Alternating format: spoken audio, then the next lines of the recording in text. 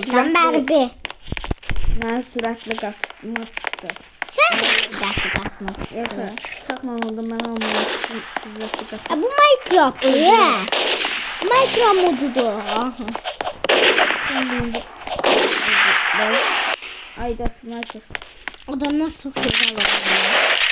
Bizi bile avaş geldi. Buradan çıkan adam öldü.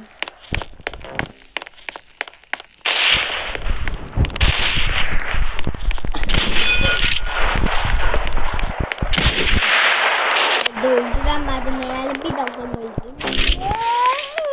Bu ne ölme? Bu ne ölmüyor?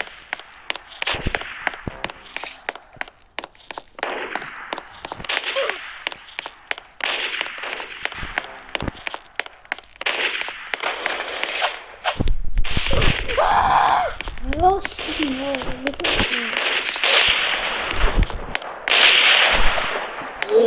Bu öldüremem. Bir tane adam var. Onu ben hiç öldürememişim. Olsa.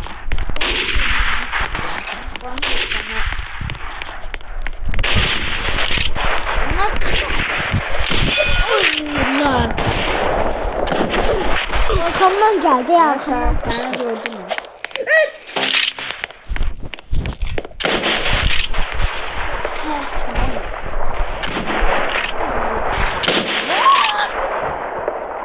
Bir adam diyemem fark etti. Biraz zoruydu.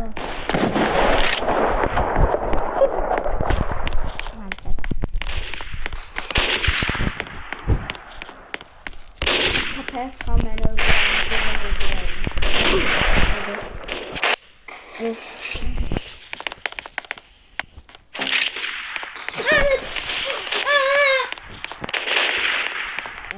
Çölde saç çölmedi. Öldürmeye çalıştı.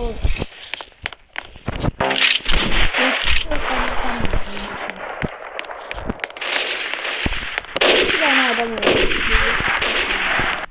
Yok ben buradan. Ben buradan 74 tane alkamı nakit öldürmeli. Adamın kafası kadar geçmez oldu. Adam.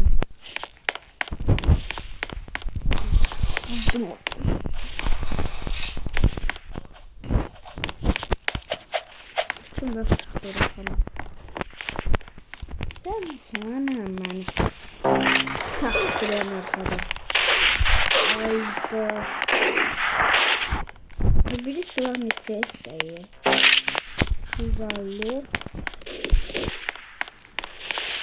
250 adam necə? 250 haridir. Hadi ev çıkışına çalışır.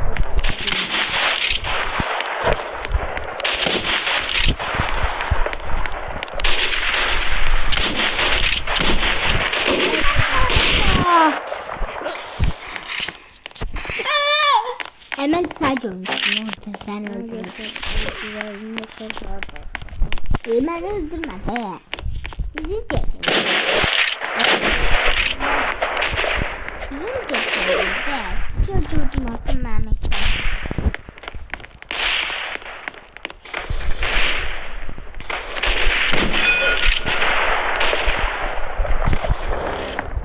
Ali öldü ya sadece öldüm. Bir de oğlum beni öldürdü. Sen 10 nefer öldürdün. Burada var çok az.